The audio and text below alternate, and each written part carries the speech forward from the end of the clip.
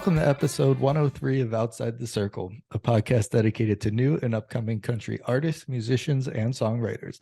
Today's guest will be Waylon Hanel. We'll get to him in a little bit. But first, I'm Ronnie, and here's Brian. What's happening, man? Yeah, it's the first week back. Mother's Day weekend happened, and yeah, we had a fun time. Wyatt and I tried our best to make Jamie nice and comfortable for her day, and here in Jersey, that's like the day to plant your garden, right? Is Mother's Day, kind of out of all the frosty nights and stuff. So yeah, man, we had a great weekend. We planted our garden out and got a couple of some new stuff that we're going to try this year. So looking forward to it. Yeah, I say we, Gab put the garden, started planting stuff. She started from seed. The last few episodes over to my left here was a lot of plants growing indoors, but she moved them outside. So hopefully those all take pretty well with that shock factor, I guess. But yeah, I took a golf lesson last week, so I'm ready to go on that. I got a tea time tomorrow morning. Yeah, no, it's golf and work.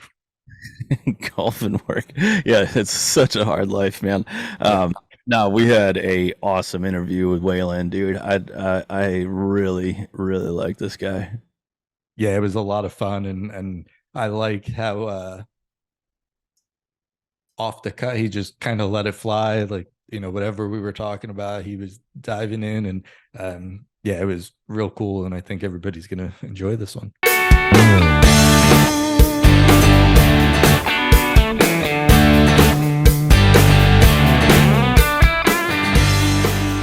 All right, everyone. We're here today with Waylon Hanel. Welcome to Outside the Circle, Waylon. Thanks for joining us today. Yeah, thanks for having me, man. I'm really excited about this. Yeah, I was telling Brian a couple weeks ago. I don't remember the exact initial starting point, but somehow we started getting in touch with Kat, and then from there she started like, oh, you gotta check out Waylon. And as soon as she sent that over, I was like, Brian, you're gonna like this guy. We're gonna get him on. Well, cool, man. I'm happy to hear that. Yeah, so we're very excited to have you on. And so let's we always like to start from the beginning, the typical cliche stuff. So tell us a little bit about where you grew up, and being named after Waylon Jennings, how important music was in your household. Okay. Well, I grew up in Millington, Michigan, which is in the thumb. I don't know if you guys are familiar with Michigan, but we're about right there. We're about 2.5 hours north of Detroit. So we're in the sticks. I'm just pretty much a crazy redneck. I like to kill a bunch of stuff up there, hunt, trap, fish, shoot my bow. I grew up coon hunting in Clio a lot with my brother and my dad. I actually learned how to drive in them cornfields, Hey, go get the truck. We need to load the dogs up. That's how I learned how to do all that stuff. And throughout my whole childhood, I loved Waylon Jennings, Johnny Cash, Merle Haggard. That's what I grew up listening to. Mom and dad, they influenced that on me. It's just, in my opinion, it's the best music ever recorded. But besides that, I guess I could say when I really wanted to first play guitar was when I was 10 years old. Uh, you know, Running coons with all of our walkers and all that. I would hear all those songs on the radio, and it reminded me of the good old days, in my eyes. So I always asked for a guitar for Christmas, because hell, I couldn't afford that. I was a kid. So mom and dad, they finally broke down and bought me one when I was 15 years old for Christmas. So I self-taught myself how to play. And my first song I learned was Walk the Line by Johnny Cash. That was the first song I learned. It was the only song I ever wanted to learn. And after about, I'd say, I don't know, a month or two of playing, I learned a few more songs, but mainly that's it. And I never sang. I just wanted to play. And Ma she told me one day, hey, you should start singing. People like that stuff. You're at a bonfire or you're at a party in somebody's garage, and hey, this kid knows how to play guitar. You want to hear a song? Like, yeah, people like that shit. Yeah. So, and I wasn't about that. I didn't want to sing. I wasn't like that. So Ma goes, okay, just dropped it. A week later, I was still 15. I didn't have my license yet. I got off the bus from school, walking up the driveway to go get my guitar, and I couldn't find it nowhere. And I was confused. So I called Ma on the phone, and she was still at work. And she goes, oh, yeah, you ain't getting that son bitch back until you try to sing. And I was, oh, yeah. And I was just like, what the hell, man? I wanted to play. So I let that slide for about a month or two. And my calluses were finally wearing off my left hand. And I'm like, okay, fine, I'll try. And to be honest, I'm very happy that she did that. I wouldn't be able to be talking to you both and be on the radio and do more than half the shit I am now if it wasn't for her doing that for me. So No, credit to her. that's great. There's a lot to unpack there, and I'm ready for it. But for one, hunting, I'm a big hunter myself, big bow hunter, and I same type of thing, man. There's like a style of music that goes with hunting, and that Waylon Jennings and the Merle and all of that older outlaw country, it's perfect. I mean, you don't think of any other music that you'd want to be, on your way to a deer stand in the truck or whatever, listen. Exactly. You're exactly right. It goes together. Mhm. Um, I will have to say though, I do love some Ted Nugent when Oh, I'm on my way out there, man. I mean, Some fucking Fred Bear, Cat Scratch Fever, man. I can't get that out of my head. But no, I completely agree with you 100%. yeah, I love that style of music, and especially country music that stood on its own, and that group of artists and guys that did that, I mean, they ultimately created the super group, the Yeah. Highwaymen and stuff. So, um, but yeah, I think that's great. And then secondly, I love the tactics your mom took to get you to sing, man. I think that is the coolest thing. I had a, not a similar story, but I had a love for music and guitar playing, and for me it was singing. I loved to sing. And Mhm. when I first got my guitar, all I wanted to do was play it and sing at the same time. I thought that was the coolest thing when you saw people do that. And, Yeah. and to learn the guitar took me a while because I didn't fit the guitar at all. It was like a Oh full, yeah. so the hands just didn't work. So I would just sit in my room and strum whatever it was, and way out of tune, and just Yeah. like just sing. And then finally, I kind of started to learn the guitar, and when the guitar that I had at the time was, it was unbelievably difficult to play. It was like, to fret that guitar, you needed to like be an arm wrestler. Yeah. Yeah.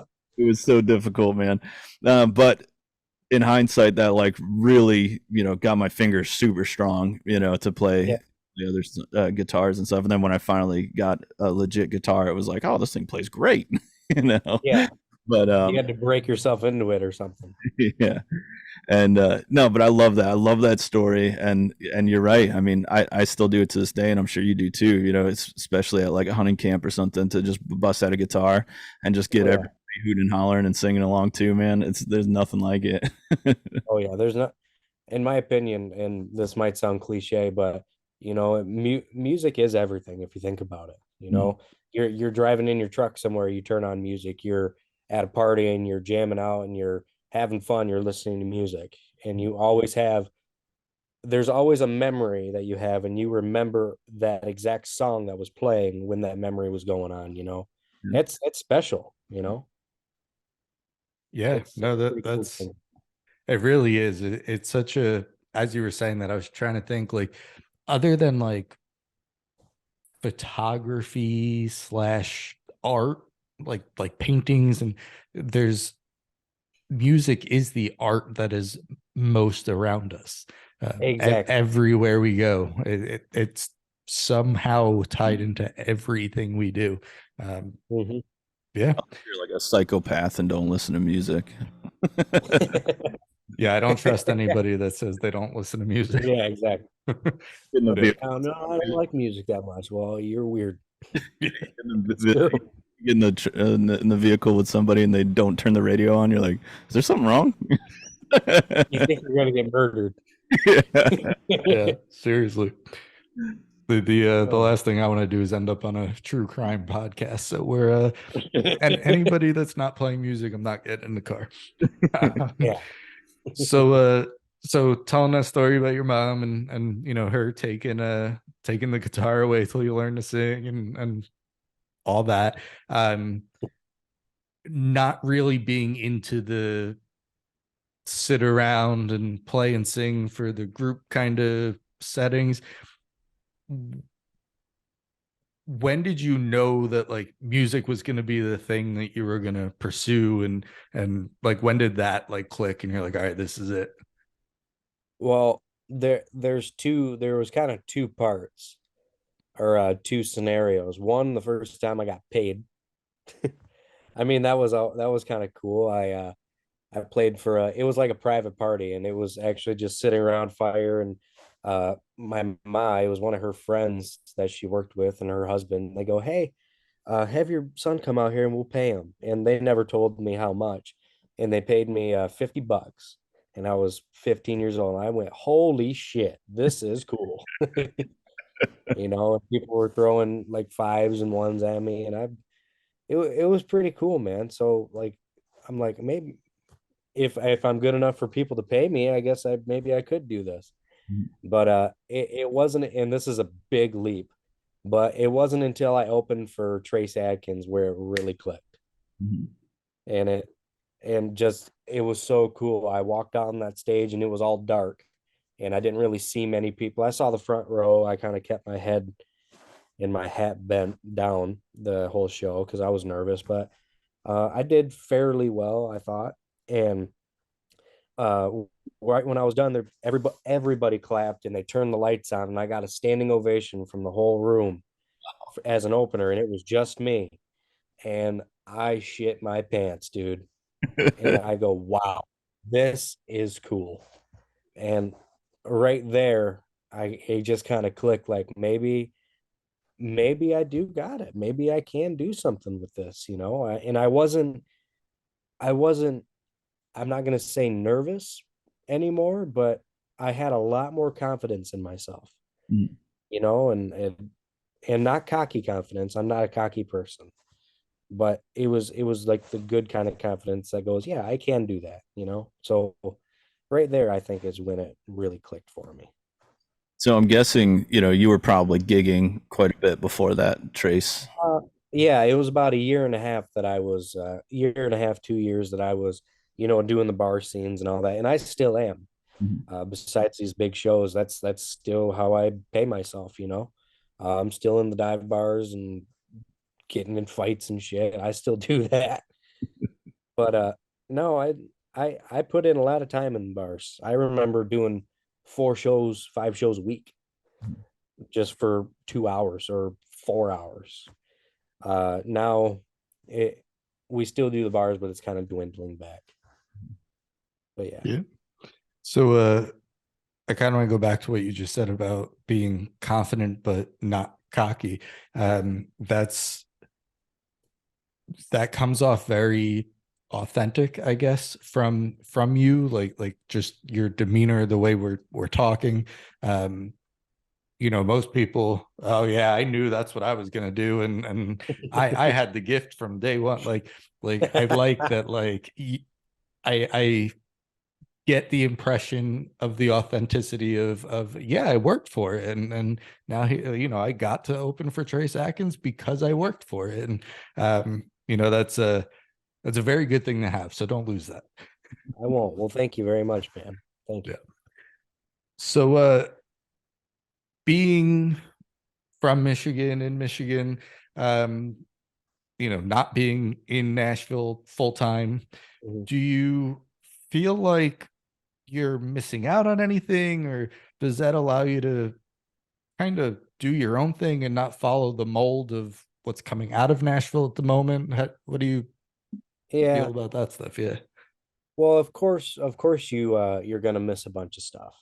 Uh, most of the stuff that happens when people break out is down there, or in Muscle Shoals or Mobile. Like down there is where it. I want to say people look for you, but also so many people go there that you get spotted, but it's very rarely that you do. So much stuff happens down there. Like you're playing at the Bluebird, you get to play at the local, all the writers rounds.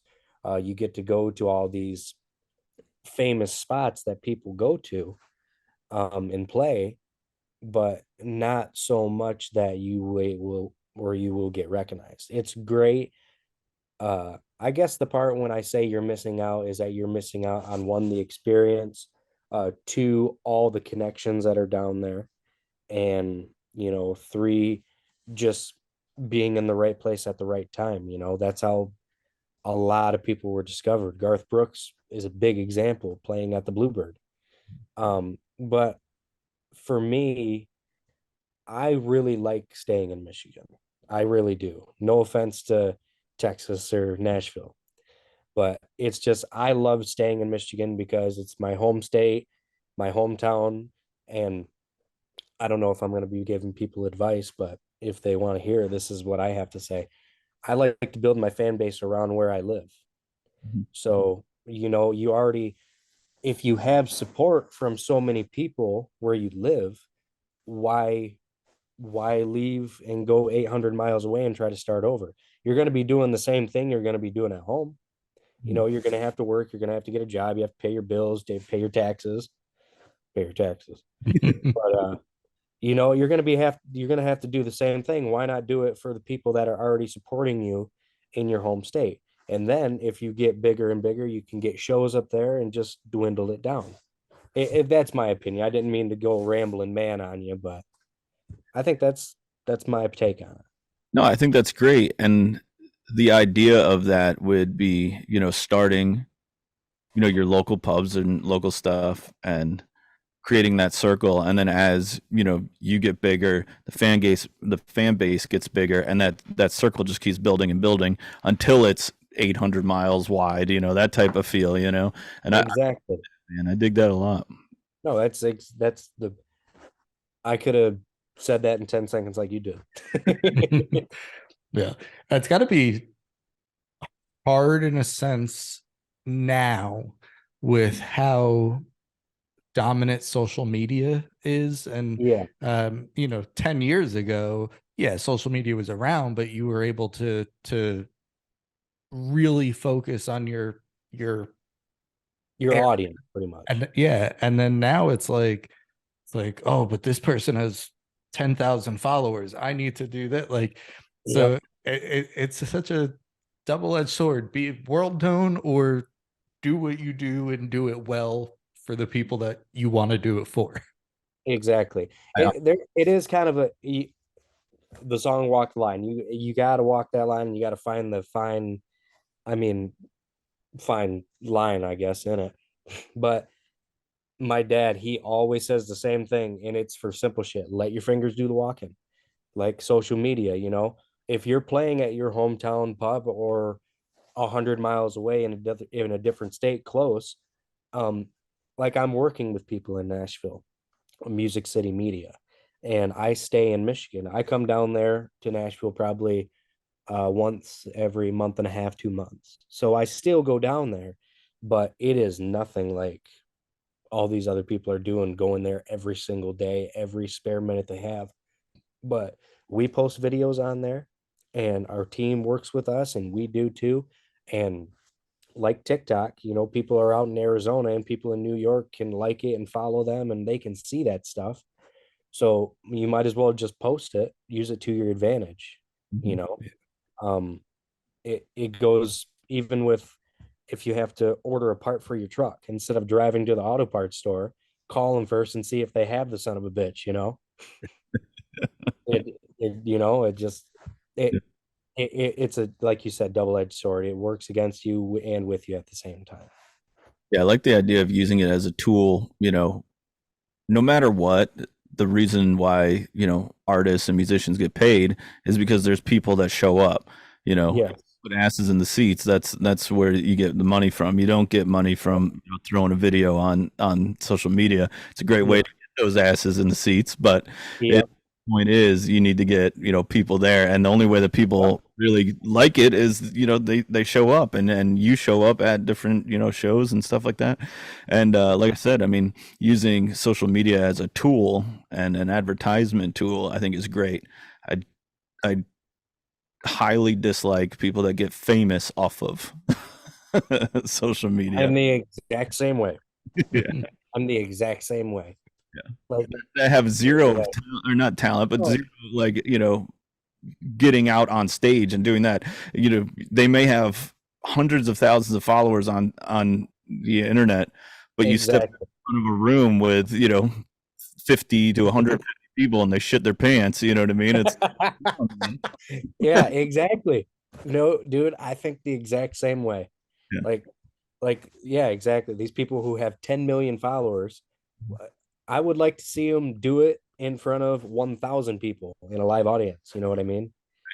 It even people who do karaoke, and even if they suck balls, even if they do, at least they have balls to even get up there and try it, you know?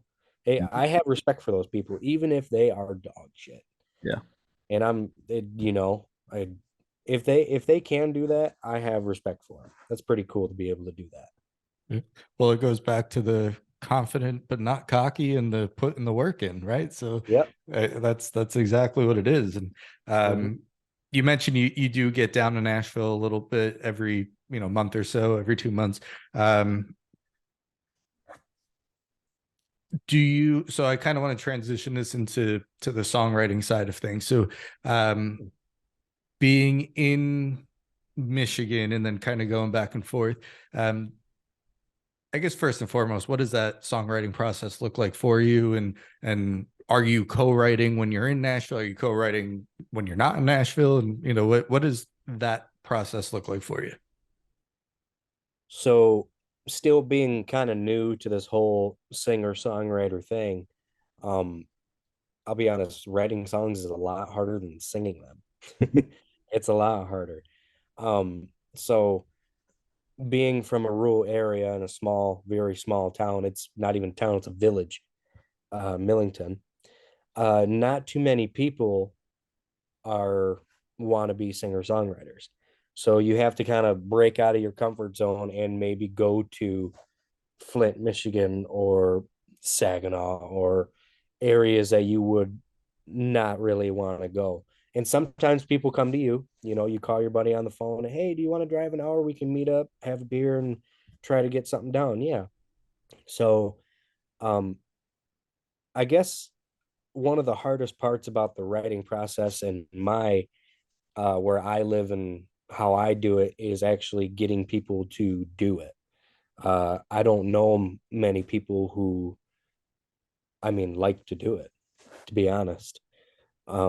That's why everybody moves to Nashville, because everybody likes the same thing down there: music, songwriting, making it big, money. Like that's their goal, that's their thing, and there's nothing wrong with that. It's just that's literally what everybody is trying to strive for. So that's why I like to come down to Texas and do my writing go back. Um, but kind of transitioning into it, when I do write with people, it's a blast. You have to have an idea with you, of course, and you have to have a title. Titles are big, but once you have an idea and you love it, when you really like your idea for a song, it should just come natural. It should be, you should be able to just kind of write some stuff down. If you get stuck big time and you're trying to think your brains out to what I should say in this second verse, third verse, just take a break from it, walk away, don't even worry about it. Because if it's not really falling out, one, it's not going to mean jack shit to you because you're thinking about it too much. And two, it's going to be harder to write. So, what's the point of rushing something that doesn't need to be rushed? Yeah. Yeah, I agree So, with that. And when, when you're sitting down and you're, brain crunching, trying to think of something, you end up falling out of like who you are because you're just like, I just need something here. I just need something, and it You need to finish it, and finishing it doesn't give the best product when you're doing that. Yeah. Finishing it doesn't make it worth a shit. You know what I mean? Yeah. Yeah. Yeah. So I think that's actually kind of a perfect transition. Let's go ahead and take our break, and we'll put the song on for you that we're going to play. So why don't you go ahead, introduce it for us, and then we'll talk about it when we come back. Okay. Sounds good. I talk about it right now, like introduce it. Yeah. Oh, okay. Here we go. Sorry about that. So this track right here is actually out right now. It's on Spotify, Apple Music, Pandora. You can find it anywhere. It's called New Old Outlaws Rewind version. So the original version that we recorded, we had it on an EP, and before we released it, we wanted to put a bonus track on there just so people can get kind of like a sneak peek of what it was going to be. And we decided to re-record New Old Outlaws because it's the title track, and this song has a lot of oomph to it. It's just a killer tune, dude. It is. And when me and Bernie wrote it, we wrote a song titled something different, close but different. And we took a drive to Harper from Fredericksburg, and that's probably about 20 minutes away from his house. And we were talking about it, like the song that we previously wrote. And on the way back, we picked up some hay, alfalfa, and some grain for his cattle. And on the way back, Bernie goes, "You like that song, right?" I'm like, "Yeah, dude, it's badass." And he goes, "Well, I want to change the name." And I was just mind blown because we spent like 4.5 hours on this last song writing it. Just it fell out, but we had to take some breaks and stuff, and it just kept going. So I was just so confused. And Bernie goes, "I want to change it to New Old Outlaws." And I was immediately hooked. But I told him, if we're gonna change the name of the song, we have to write a new one. You can't just change the name. And he's like, "Oh yeah, we're gonna write a new one." So and that literally, as soon as we got back to his house, that song fell out within an hour and a half. Wow. Just boom, right on paper. And it was so fucking cool, dude. It was just bad. I love that song. Yeah, so let's go ahead and put it on. This is New Old Outlaws.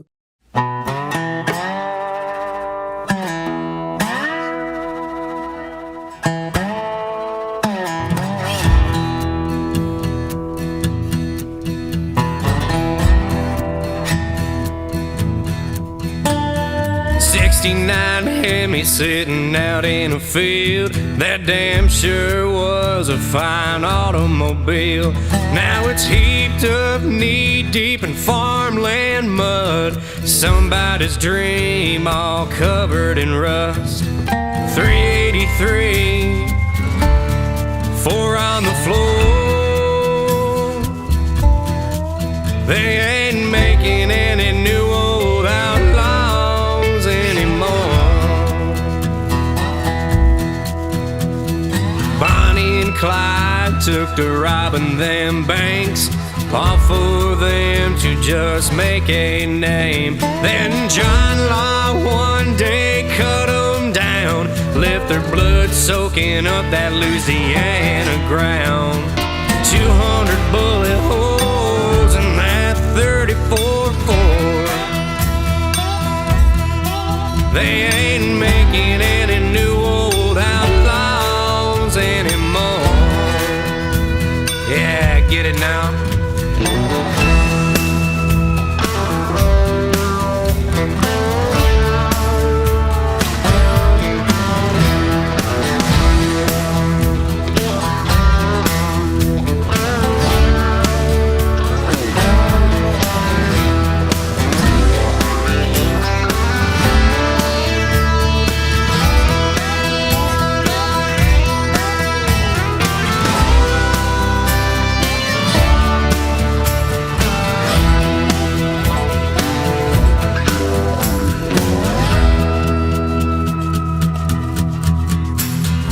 Johnny Paycheck and Billy Joe Shaver had a run-in or two with those Texas Rangers. Waylon and Willie broke every damn rule. Now all those naysayers are saying, ain't they cool? They don't put out a record like they did in '74. Hell no, they don't. And they ain't making any new old outlaws anymore. Now you can call me crazy, you can call me a fool. I'm just too country, too old school. I ain't no Hank Williams, I ain't no Johnny Cash. You don't like my music, you can kiss my ass. I'm gonna play my songs like they did before, 'cause they ain't making any new old outlaws anymore. They ain't making any new old outlaws. They ain't making any new old outlaws. They ain't making any new old outlaws anymore. Yeah, they don't make any new old outlaws anymore. They don't make them like Waylon Jennings, Johnny Cash, Johnny Paycheck, Billy Joe Shaver. All right, so let's talk about New Old Outlaws, the rewind version here. So you kind of started going into it a little bit, how the song kind of came to be. I guess let's kind of start with what the inspiration behind that song and ultimately why you wrote it, why you guys wrote it, and essentially released it. Okay. So on the way back from Harper, like I said, we were in the truck and Bernie was saying that he wanted to change the name of the song.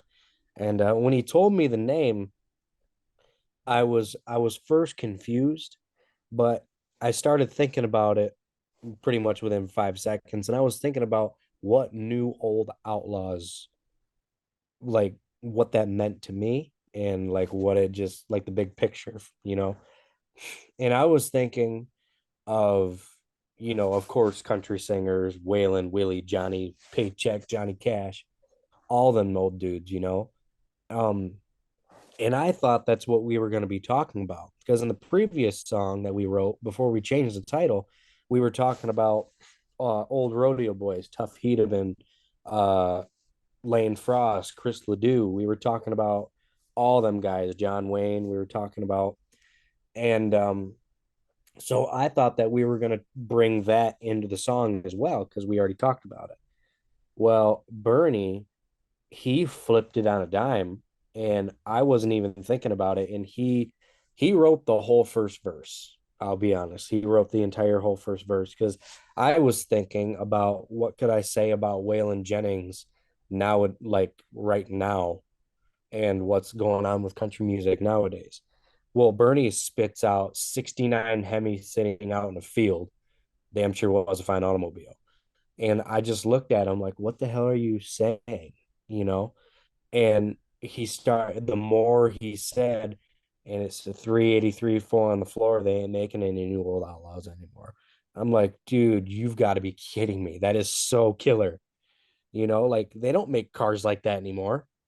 They don't make Plymouth Roadrunners that do a quarter mile like that or just like, raw power anymore. It's awesome. 4-speed on the floor, manual transmission. That's awesome. And then the next verse, we talked about Bonnie and Clyde. And it's just so cool. There's so many different things that we talk about that don't even involve country music.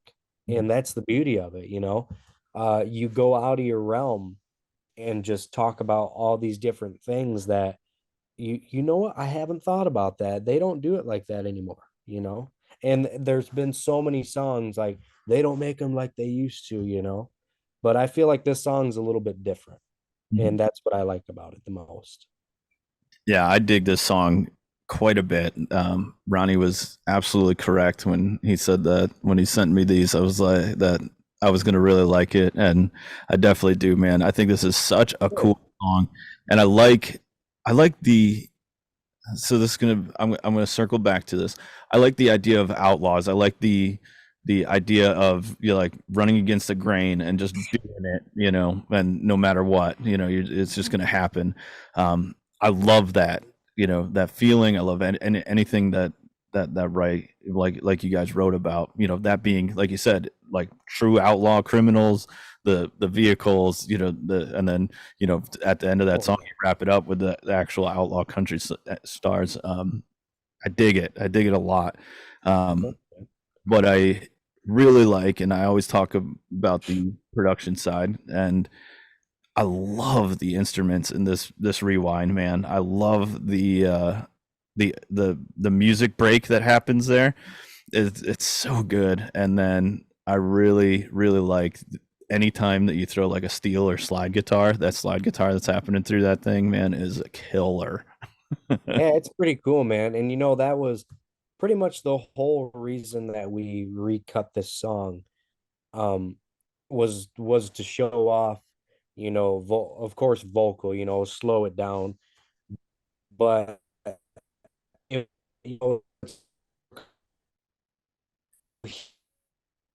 in slide guitar, you can hear it go, you hear that vibrato in it.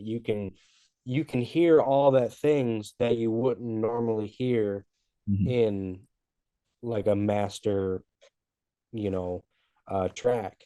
So I just think that in itself is one of the coolest aspects of it. It's raw, it's powerful, and it speaks volume to me. Not just because I sang it and helped write the song, it if I was driving in my truck and I heard that song, I'd be like, "Ooh, what is that?" And I'd turn it up. So you keep talking about Bernie. So I think we should kind of dive into him a little bit. So Bernie Nelson, for those who don't know, he's got quite the list of accomplishments behind him, writing and producing the likes of Conway Twitty, Kenny Chesney, Chris Ledoux. List goes on and on and on.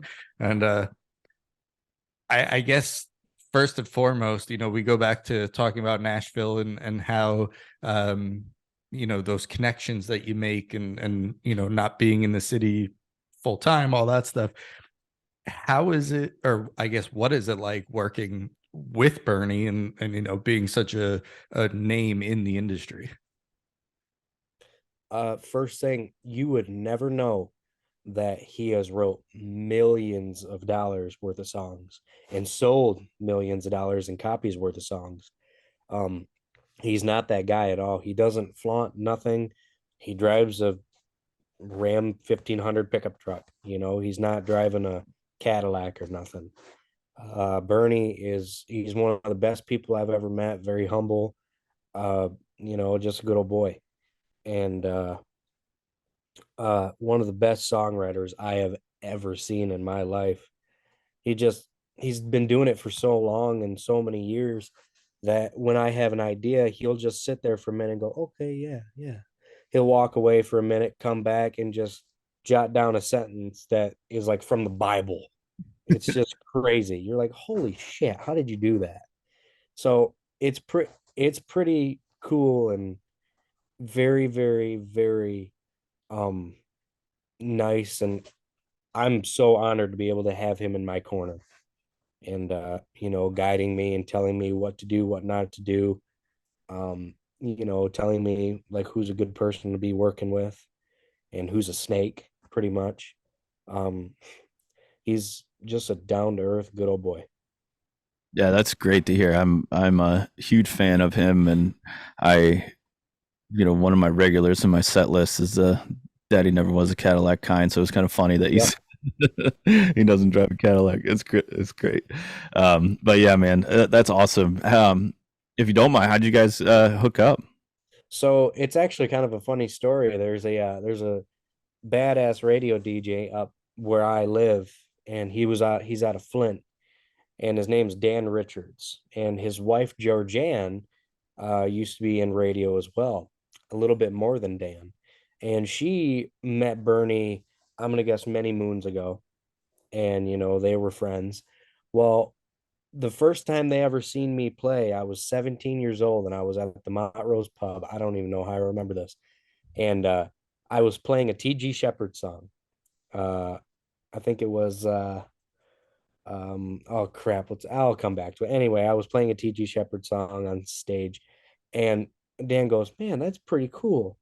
And TG is one of his favorites, and nobody plays TG Shepherd I've ever heard. And I was playing it live at 17, and I didn't know that he was in the audience, and I came back and played two in a row. So Dan's like, "Holy shit, I need to meet this kid." And I had no knowledge that he was there. So it was pretty cool to be able to go up to him and say, "Hey, my name's Waylon." He goes, "Hey, my name's Dan Richards with 98 KCQ, and he's with 103.9 now." But I'm like, "Holy shit, I'm meeting this famous radio DJ. He's awesome." And so me and him struck up a friendship immediately, and we started talking, me and his wife as well. And so a few years down the road, I'm getting a little bit more involved in songwriting and wanting to. Well, they were so kind and so nice to do this for me. They saved up probably a couple $1,000s and sent me down to Texas to write with Bernie. And they wanted me to meet him for the very first time. And my mom and dad, we cried. We were just so thankful, and it just out of the blue, we want you to do this. We see something in your son. We see something in you, Waylon. We want you to go try it. And that was 2 years ago. Mhm. And holy shit, it was one of the best experiences I ever had. I'm going to Texas for the very first time. I'm getting to play down here for the very first time. I'm meeting Bernie Nelson, this famous songwriter. I get to do things a lot of people don't get to for the very first time of ever doing it. You know what I mean? So it I'll be honest, I have been very, very lucky. I have. It it doesn't happen to a lot of people, I'll be honest, but I'm I can't give enough credit to how good I have support. The support I have, I can't beat it. You No. know, if I was to, I wouldn't trade anything for the support that I have.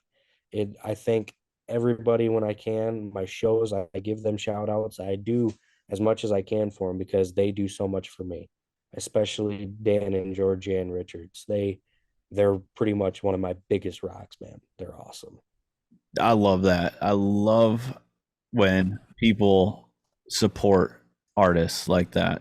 It's not, like you said, it's not a common thing. And I think a lot of people, take for granted, the artists, and, you go out to a bar and, they play one of your favorite songs, and then, that's it. You leave the bar and you never think of that. Exactly. Yeah. You might throw them a $5 bill and you don't think about them again. Yeah. But you see him on the big screen, you're like, "Oh, I saw him at a bar when he was nobody." You know what I mean? And then somebody has a story to tell. But like you said, man, support is very hard to find. And again, I can't thank my parents enough either. Like they go on all my trips with me. And dad, he's a carpenter. So, and he works for himself, so he has to schedule jobs. And hey, I can't be working at your house this week. I'm going to Texas. I can't work this week. I'm going to Nashville with my son. it it's a lot of sacrifice and a lot of dedication it takes on their part. you know it it's very, it means a lot to me. And same with my grandparents. They're actually behind this wall right here. They're in the other room, and they wanted to come down here too. My grandma likes wine too, so a bunch of wine down here. I'm kidding. But yeah, man, it's just overwhelming support, and I can't say enough thanks. I literally can't. Yeah, that's amazing to hear and to know that there's people out there that are willing to take chances on somebody. And especially, you mentioned your parents and your grandparents, and how many times do we see or hear, I guess I should say, the music's not a real career, go get a real job, go to Yeah. college, go to. Yep. So like, I absolutely love that it sounds like everybody in your life is giving you the encouragement and freedom to chase what you want, and just kind of go from there. Yeah. They are, man. And you can't I can't say it better than you. It's very true. Yeah. So to kind of start pulling it all together here. So you're down in Texas now working with Bernie, and if I'm not mistaken, Bernie has a huge role on the upcoming album, which is also New Old Outlaws. Mhm. If I'm not mistaken, June 2nd is when that's set to release. So Yes. um what can you tell us about the album so far and what people can expect from Pretty much in a sentence, kind of to sum it up, if you like New Old Outlaws, you're gonna shit. it? The rest of this album, it speaks volume, man, and I love every single song on there. Uh, I can't, I really couldn't pick a favorite one, to be honest. I mean, of course, New Old Outlaws is one of my favorites on there, but out of six great songs, I can't really pick one. They're all equally good. They all have their point to say in the music and the way they're played and the way they sound. Um, it's crazy. Well, not crazy, but it's awesome how each one tells their own individual story. So if you like outlaw, if you like traditional, if you like just great good country music that tells a story, and if that's the ball that you're trying to roll with, please listen to this album because you will not be disappointed. I promise you. Man, I'm excited just hearing you talk about it, and It gets my blood boiling, man. I love it. I love Is when that bad, is that a bad thing to say, get your blood boiling? Or is that it's good for me, man. okay? Yeah, Well, we'll works for just me. roll with it then. No, I'm excited for this album. I'm excited to really dive into it, and then ultimately to be on my way to the deer stand cranking it. Oh man, we're all gonna be awesome friends, man. I think we're friends already. There it is. Yeah, it's why we do this, to make friends, obviously. Yeah. Oh. So I mentioned the album, so that's June 2nd. What does, and this might be a loaded question, kind of just focusing on the album at the moment, but what does the rest of 2023 look like? Are you planning more music down the road, with going out on the road, all that good stuff? Yeah, so 2023 so far, it's looking pretty good. I'll be honest. I have some pretty cool shows coming up. I'm gonna be opening for I'm gonna be opening for Mitchell Tenpenny at the Bay City Country Music Festival, and I forgot the date on that. It'll be on my June 16th. My manager's right here feeding me information, and it's my mother. Just letting you guys know. But June 16th, I'm going to be opening for Mitchell Tenpenny. I'm going to be opening for Ashley McBride July 22nd at the Ionia Free Fair down in Ionia County, I believe. And then I get to open up for Jody Messina the second time. And what date is that? September 16th.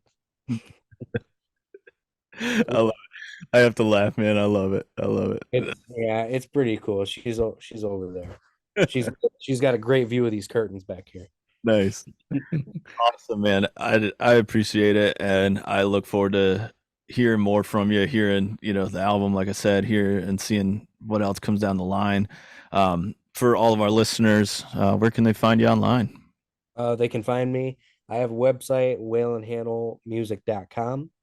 Also, we have an Instagram account, Waylon Hanel Music, as well as Facebook, Waylon Hanel Music. And the single right now, like I said before, it's on Spotify, Pandora, Apple Music, all those platforms.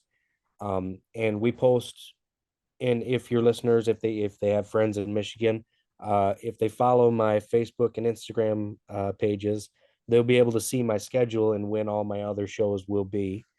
And we'll let you guys in on any tidbits or sneak peeks that we have. I will say, referring to your other question, the songs that I'm writing with Bernie right now, I'll try to get those recorded pretty soon and maybe try to release another EP later this year before the charts close. It's kind of a long shot, but we're hoping so. But yeah. Yeah, you got to take the shots, right? That's the, if you're not doing that, what are you doing it for? So Exactly. yeah. Well, Waylon, man, we cannot thank you enough for joining us tonight. It was a lot of fun chatting with you, getting to know you, Oh, and thank you, man. you're right. This is We're gonna nice. be long friends for sure. Hell yeah, man. Let's do it. All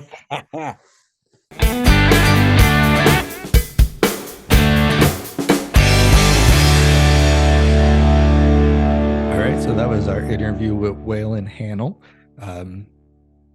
I think one of the coolest things, or the biggest thing I took from it, going back to what I said going into the interview about the letting it fly and off the cuff there, we always ask how people knew that music was going to be their thing, and we always get I was 6 years old and I got struck by lightning and all that stuff. For Waylon, it was first time he got paid, so I think that that definitely sums up his, like, the way he presented that was totally his personality, and what a fun interview and fun guy to chat with. Yeah, it was fun, and as that conversation continued, throughout the whole thing, it was like sitting down and talking with a buddy, man. It was like, he was, very relatable, and he kind of, so we all got the same kind of sense of humor, and it was really fun. But one of my most favorite things is the story of his mom stealing his guitar until he started singing.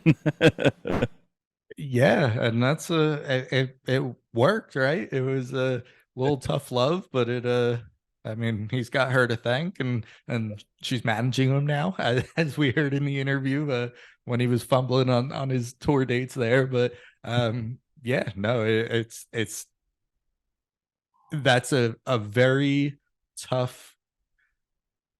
It could go either way, right? He could be like, "Yeah, screw it, I'm never playing again," or do what he does and pick it up, and yeah, no, it was that's pretty awesome. Yeah, so to kind of wrap this up, we both want to thank Waylon for coming on Outside the Circle. Be sure you follow him on all of his social media, music listening platforms. We'll leave you today with a track from Waylon Hanel, He Don't Mind.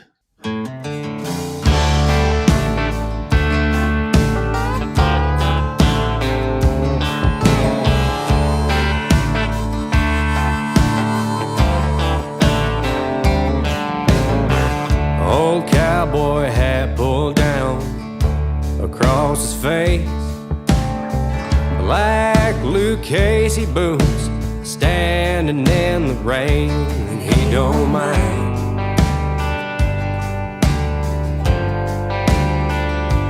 He don't mind.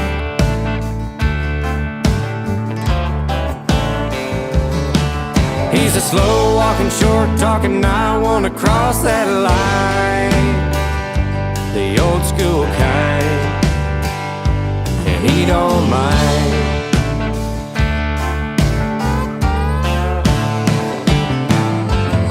He smokes Marlboro Reds, knowing they cost a whole lot more. He says if you ain't smoking what you want, what the hell you smoking for? And he don't mind.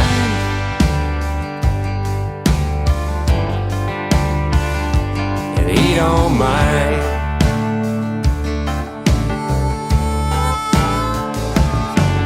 He's a mother trucking hag, loving one to leave a sweet thing crying, the old school kind, and he don't mind. Woo!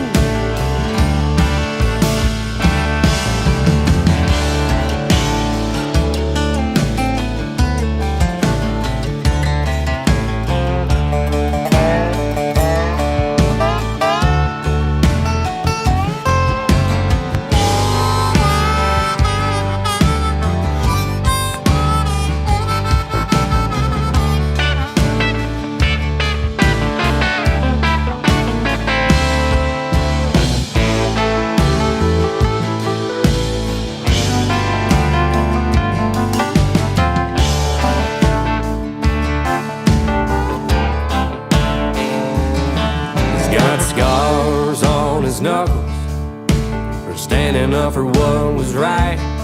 He's got tattoos on his heart for loving the leaving kind, but he don't mind. No, he don't mind.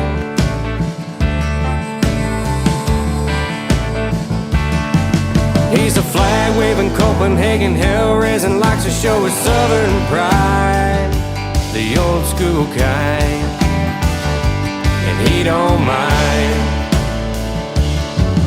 He's a flag-waving Copenhagen hell-raising, likes to show his southern pride, the old school kind, and he don't mind.